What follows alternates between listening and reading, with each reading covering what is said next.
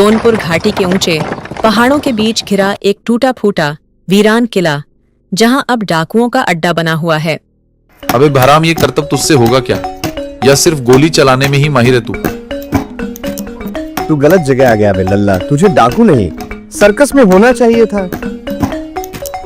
सच कहूं तो अगर मेरी किस्मत ठीक होती तो मैं किसी मेले में तालियां बटोर रहा होता। हाँ, और अगर मेरी किस्मत ठीक होती तो मैं बंदूक साफ नहीं कर रहा होता, अखबार पढ़ रहा होता किसी चाय की दुकान पर।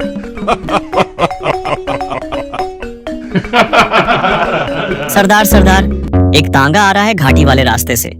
4 मुसाफिर हैं उसमें, पक्की बात है, माल भरा पड़ा है। तांगा इस घाटी से? चलो लड़को, तैयार हो जाओ, बंदूकें भरो और याद रखो, जो ज्यादा बोले उसे जमीन पर सुला देना।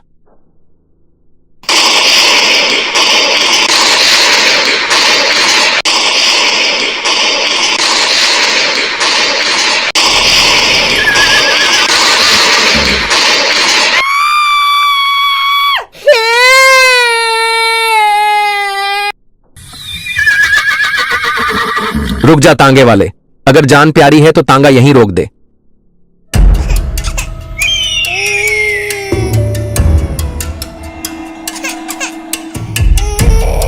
झोला नीचे रख, पैसे गहने खाने का डिब्बा जो कुछ है फेंक दे नीचे। बेटा कुछ मत ले जा, बच्चा साथ है, खाने का सामान है बस। तू क्या हमें भीख मांगते समझ रहा है? हम छीनते हैं, दया नहीं करते। ये ले लो भाई, मेरे पास जो भी है सब ले लो और हमें बस छोड़ दो, जाने दो। रो क्यों रहा है छोरे? ये तो रोज का खेल है यहाँ। मेरे पास कुछ पैसे हैं। पीछे क्या छुपा रहे हैं? हट जा।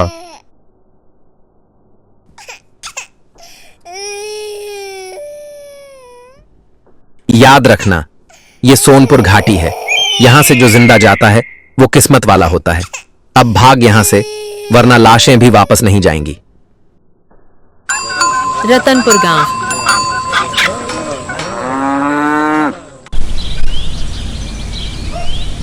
अरे गोपाल, कहाँ जा रहे हो सुबह सुबह? शहर जा रहा हूँ भैया, सब्जी बेचने। लेकिन वो जंगल वाला रास्ता पड़ेगा ना, सुना है बाघ दिखा है वहां, हमला कर देता है सीधा। पता है भैया, डर तो लगता है, लेकिन क्या करें, सब्जी नहीं बेचूंगा तो घर कैसे चलेगा। ठीक है भाई, रास्ता सुरक्षित नहीं है, संभल के जाना।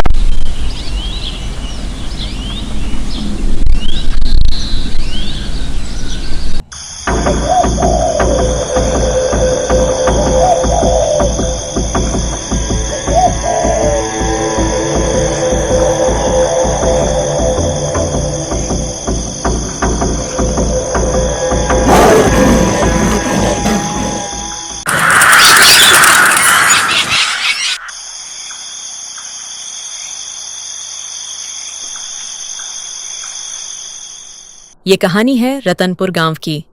यहाँ से निकलने वाले तीनों रास्तों ने गांव वालों की नींद उड़ा दी है और आज इन्हीं मुसीबतों का हल निकालने के लिए गांव के चौपाल में बुलाई गई है ग्राम पंचायत की बैठक।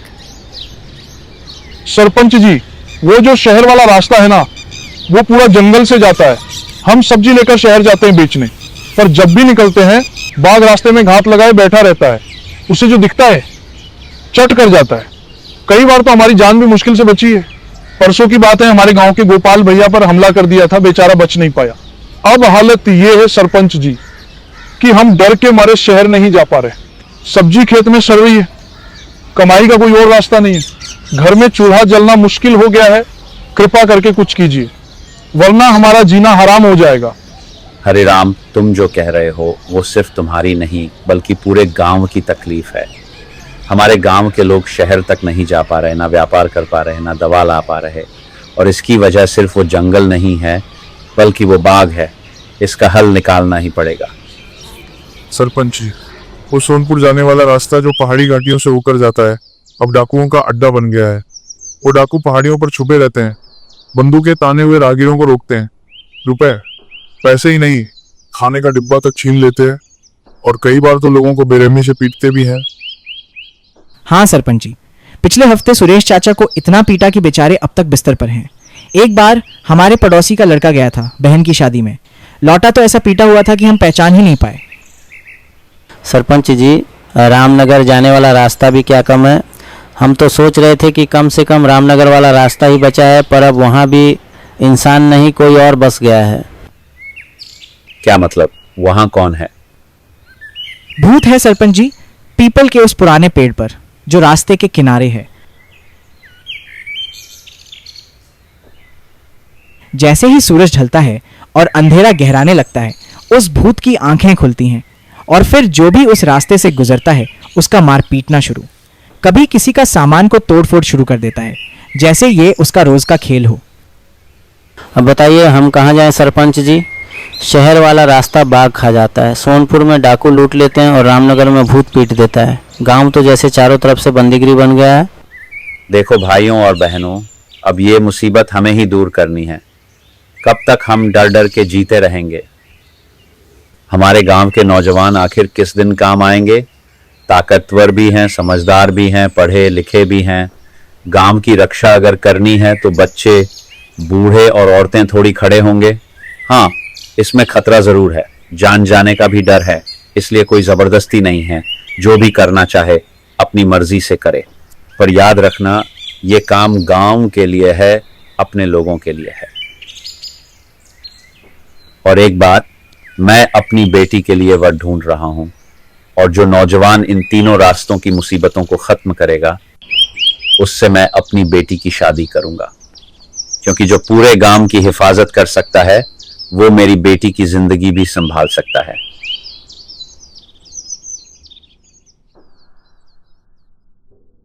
आपने पंचायत में मेरी शादी का ऐलान कर दिया, और वो भी ऐसे। जो भी 3 रास्तों की मुसीबत हल करेगा वही आपका दामाद बनेगा। क्या मैं कोई इनाम हूँ पिताजी? गांव की हालत देखी है तूने, मैंने वो ऐलान गांव की भलाई के लिए किया था। अगर मेरी बेटी का नाम जुड़ने से किसी की हिम्मत बनती है तो इसमें गलत क्या है? वैसे भी मैं तो तेरे लिए लड़का देख ही रहा था, और कौन सा बाप नहीं चाहता कि उसकी बेटी की शादी किसी शिक्षित, बहादुर और समझदार लड़के से हो। मैंने कुछ भी तेरे खिलाफ नहीं किया बेटा, मैंने तो हमेशा तेरे लिए ही सबसे अच्छा चाहा है। तो क्या मेरी खुशियाँ, मेरे सपने सब गांव की भलाई के नीचे कुचल दिए जाएंगे?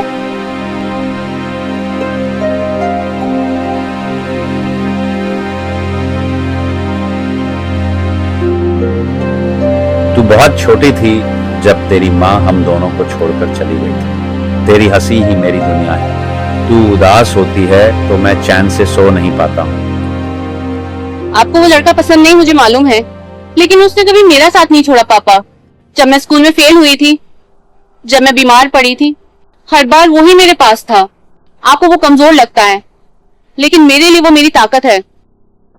अगर वो लड़का इन 3 रास्तों की मुसीबतों से निपटने की हिम्मत दिखाए तो मैं भी साबित कर दूंगा कि मेरा फैसला जिद नहीं, बल्कि गांव की भलाई के साथ बेटी की खुशी का भी है। क्या मतलब पापा? मतलब जो मैंने पंचायत में शर्त रखी थी वो अब तू जिसे पसंद करती है उस पर भी लागू होती है। अगर वो गांव के इन 3 रास्तों के मुसीबत खत्म कर देगा तो तेरी शादी उसी से करूंगा, क्योंकि जो पूरे गांव के लिए लड़ सकता है वो तेरे लिए भी सही होगा।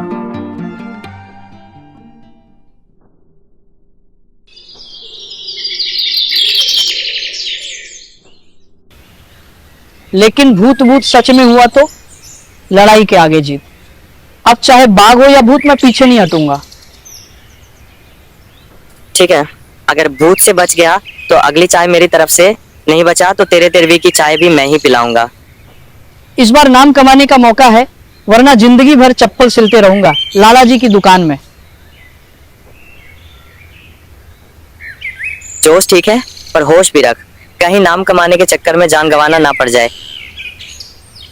सोचो जरा, लोग जब कहेंगे यही है वो लड़का जिसने बाघ को पछाड़ा, डाकुओं को भगाया और भूत को हटाया, छोटे बच्चे तक नाम लेंगे हमारा। और उस दिन के बाद कोई हमें हल्के में नहीं लेगा, ना गांव में ना रिश्तेदारों में। और अगर बाघ ने चबा लिया तो गांव कहेगा अरे बेचारा बहादुर था, खा गया बाघ। चलो चाय पी लो उसकी याद में। भाई एक बात साफ है, जो ये कर जाएगा उसे सरपंच की बेटी के साथ सिर्फ शादी ही नहीं होगी, बल्कि सम्मान, बहादुरी और समझदारी की पहचान मिलेगी। मुझे तो समझ ही नहीं आ रहा कि इन तीनों रास्तों की मुसीबत को कैसे खत्म करूं। तुम बहुत समझदार हो, बताओ क्या करूं कि ये तीनों खतरे भी खत्म हो, ताकि हम दोनों की शादी के लिए तुम्हारे पिताजी राजी हो जाए। पहले बाघ को हटाना होगा, लेकिन ध्यान रहे कोई हथियार नहीं। अगर बिना हथियार के तुम उसे पकड़ लो तो पूरा गांव हिल जाएगा। बिना हथियार कैसे? जाल बिछाना होगा चालाकी से, बाघ ताकत से नहीं अकल से पकड़ना होगा। हाँ, अब समझ आया, आज ही पिंजरा लगाऊंगा। देखो भाइयों, मैं ही हूँ असली मर्द। आज इस बाघ को मारकर ही लौटूंगा, फिर इस सरपंच की बेटी मेरी दुल्हन होगी।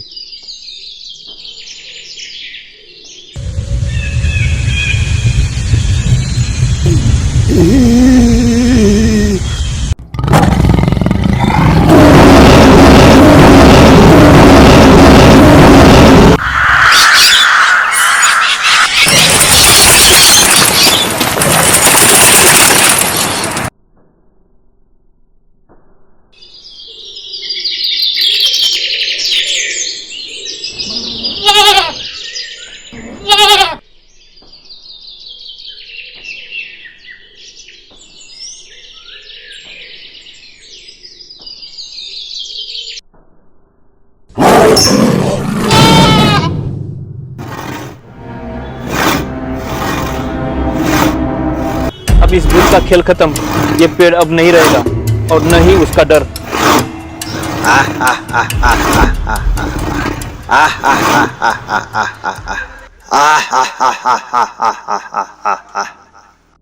तुम इंसान मेरा घर तोड़ेगा, एक एक का गर्दन मरोड़ दूंगा।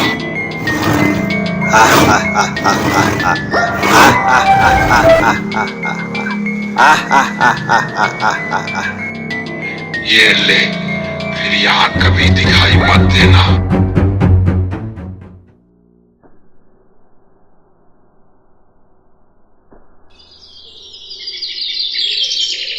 ना बाघ का सामना कोई कर पाएगा, ना भूत से बच पाएंगे। और सोनपुर वाला रास्ता तो पहले से ही डाकुओं का अड्डा बना है। हमने सोचा था बहादुरी दिखाएंगे, लेकिन अब लग रहा है दामाद बनने के चक्कर में यमराज से मिलना पड़ जाता।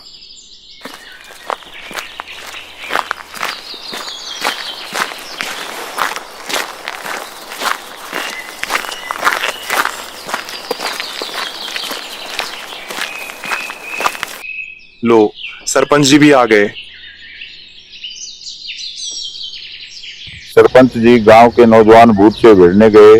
कोई डर के मारे भागा, कोई घायल होकर लौटा। भूत को देखने की हिम्मत किसी में नहीं बची।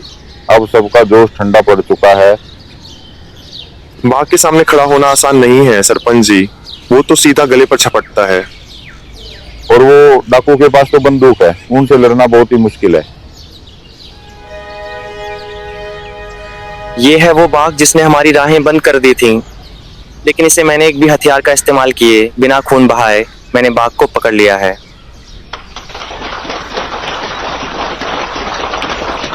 वाह, शाबाश, यही असली बहादुरी है। वाह, ये तो कमाल कर दिया। हथियार से ज्यादा तेज अगर कोई चीज है तो वो है अकल। आज तूने वो साबित कर दिया।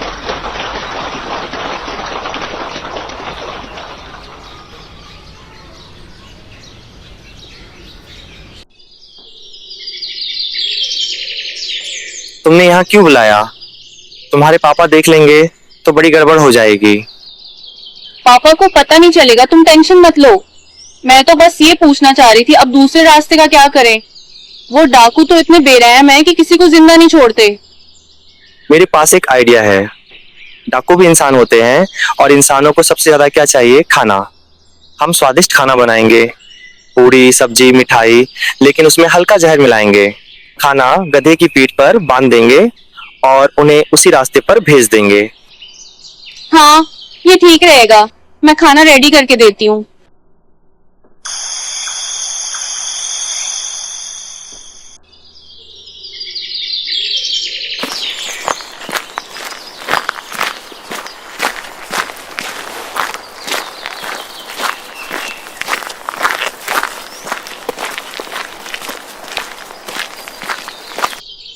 चल जा, अब तुझे यहाँ से अकेला ही जाना है।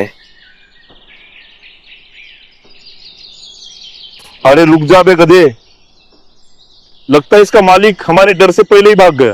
अरे इसमें तो पूरी सब्जी है, मुझे तो लगा था कि ये डब्बा खाली है। अरे वाह, आज तो खुद खाना चल कर आया है। ले चलो अड्डे पे, सब बांट के खाएंगे।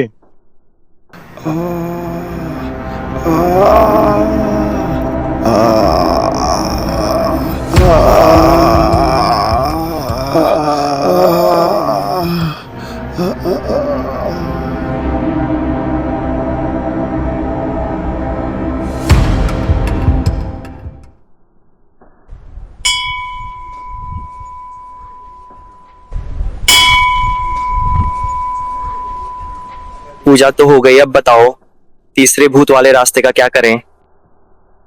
इस रास्ते की मुसीबत से निपटने के लिए श्रद्धा से काम लेना होगा।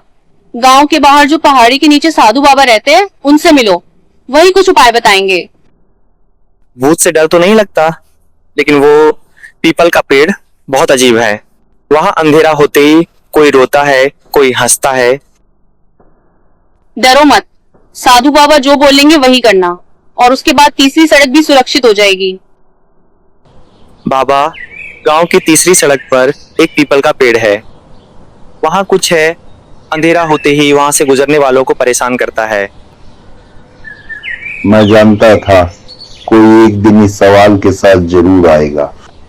वहां एक भटकी हुई आत्मा है, कई सालों से वहां बंधी हुई है। उसे मुक्ति चाहिए, डर फैलाना उसका खेल बन गया है। तो फिर उपाय क्या है बाबा? ये मंत्र से सिद्ध धागा है।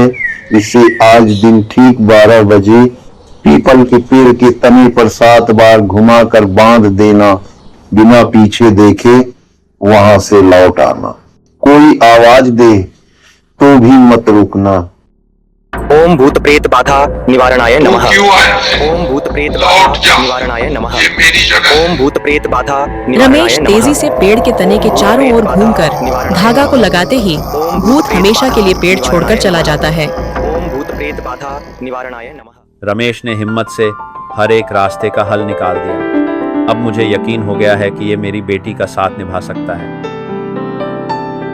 पापा, तो क्या अब आप सच में मान गए? हाँ बिटिया, तुम्हारी शादी इस बहादुर के साथ होगी। और यूं तीनों रास्तों की मुश्किलें सुलझ गईं। अब ना कोई डर रहा, ना कोई रुकावट। अब गांव वाले हंसी खुशी रहने लगे।